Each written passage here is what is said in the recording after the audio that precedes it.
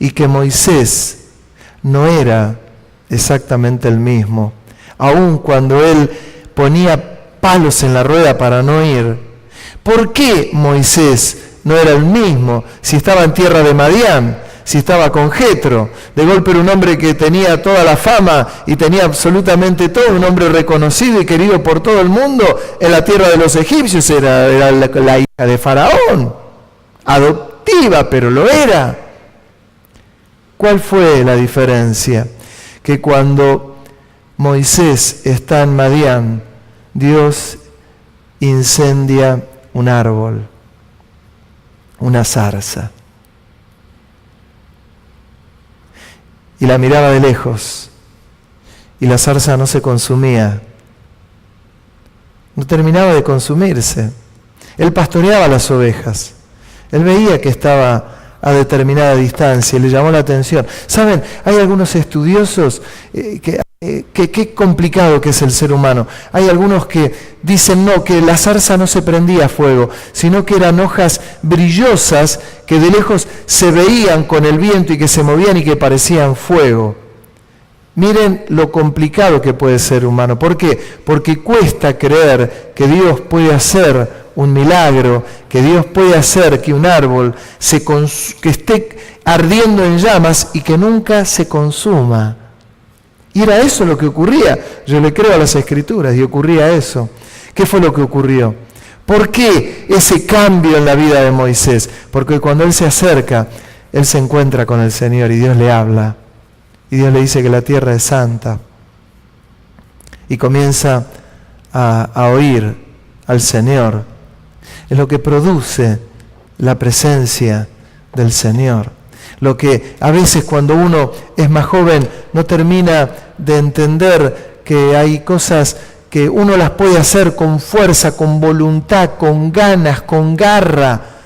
Pero si no hay una palabra del Señor que avale todo eso, sirve para poco. No dije para nada. Sirve para poco.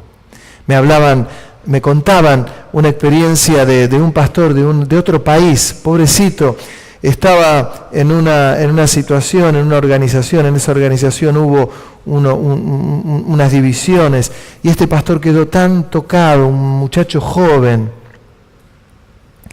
que llegó a renunciar a toda su tarea, se sintió como decepcionado, se sintió como abandonado, se sintió como quebrado. Y está bien que uno muchas veces se sienta quebrado, se sienta como abandonado. Mire lo que le voy a decir, es hasta bíblico, porque cuando Jesús le dijo al Señor, si es posible, pasa de mí esta copa, ¿qué era lo que estaba sintiendo el Señor cuando Él mismo le dijo, Padre mío, ¿por qué me has abandonado?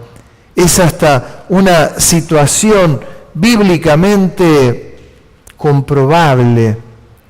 Sin embargo, este jovencito, en la actualidad, en otro país, en otro continente, se siente como quebrado y con ganas de dejar todo.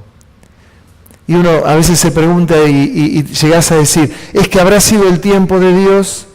¿No se habrá demorado, no se habrá adelantado algo? Cuando algo es de Dios, permanece.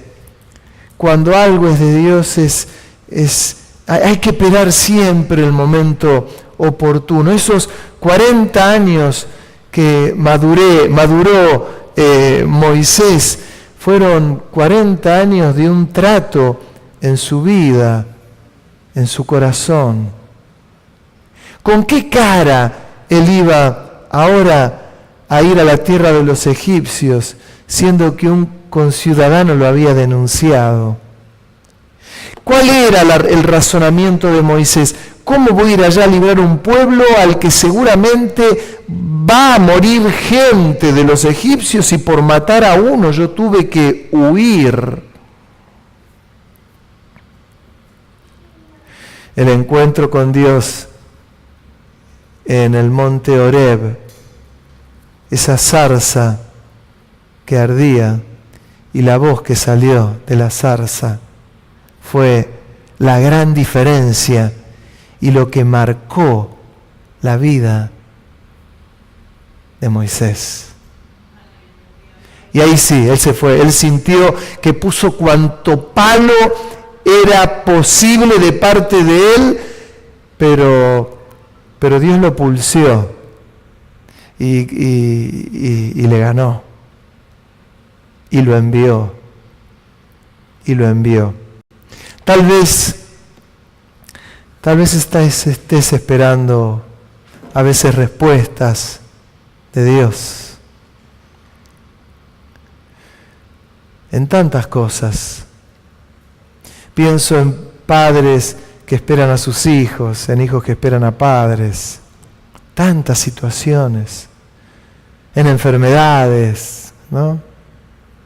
En cosas tan puntuales. Y tenemos que saber que hay un proceso por el que los creyentes pasamos, que no es un proceso en vano, sino que la vida, nuestra vida, va siendo procesada y va siendo trabajada. Yo les mencioné el caso de Getsemaní. En Getsemaní era el lugar donde estaban las ruedas y donde se ponían las aceitunas y eran trituradas, machacadas y de ahí salía el aceite.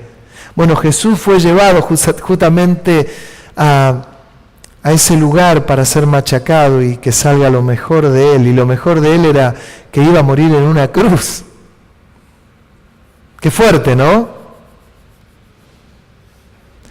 Lo mejor de nosotros sale cuando pasamos por un proceso así, que a veces es muy poco tiempo, a veces más tiempo. No todos los casos son iguales, pero si tu vida está siendo procesada, te animo, porque hay una zarza que en algún momento comienza a arder y que no se consume y que te vas a acercar a la misma presencia de Dios. Y Dios te va a hablar, y Dios te va a bendecir, Dios te va a respaldar, o no te va a respaldar, va a obrar, y se va a hacer su voluntad, que por cierto es preciosa y que es más dulce que la miel, porque así es Dios. Uno lo lee esto tan rápidamente. Yo les leí 2 capítulos o partes de 2 capítulos, y en esa parte de 2 capítulos transcurrieron más de 40 años. Imagínense, en una lectura que hacemos de unos capítulos y por ahí pasaron 70 años. ¿Cuántas cosas que pasan en esos 70 años? No le tengas miedo, pero lo importante es que puedas ser una persona llena del Espíritu de Dios, llena del Espíritu Santo, con alegría. Diga conmigo, con alegría, con gozo, con fe, con paciencia, con esperanza. ¿Vieron cuando habla en Corintios? Habla de la fe, de la esperanza y el amor, pero la más grande de todas ellas, dice, ¿cuál es? El amor, ¿no? El amor. Pero fíjese, la esperanza no es algo menor.